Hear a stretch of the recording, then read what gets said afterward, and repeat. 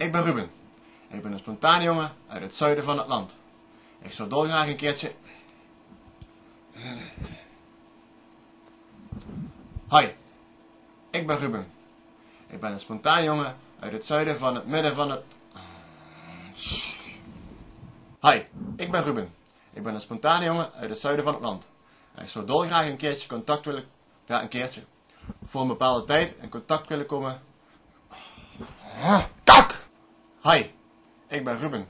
Een spontane jongen uit het land. Hoi, ik ben Ruben. Ik ben een spontane jongen uit het zuiden van het land. En ik ben op zoek naar... Hoi, ik ben Ruben. Een spontane jongen uit het zuiden van het land. Mijn meisje, mijn lievelingsvriendin, doet aan het volgende signalement. Dat ze spontaan is en gevoel voor humor heeft. Maar niet te veel, want dat ze grappen maakt, aan anderen lachen en ik voor lul sta. Want dat gebeurde hiervoor nog wel eens. Kak!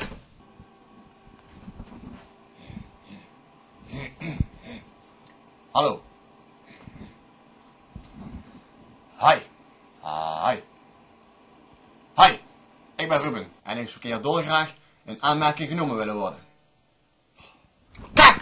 Hi. Ik ben Ruben en ik zou keer graag in aanmerking willen komen voor plaatsen bij de Bobavond.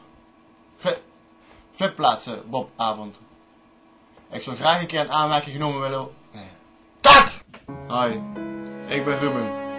En ik heb het idee dat er niemand naar me luistert. Zelf begrijp ik me wel erg goed. Maar in het dagelijks leven kom ik erachter dat ik de enige ben. Hoi, ik ben Ruben.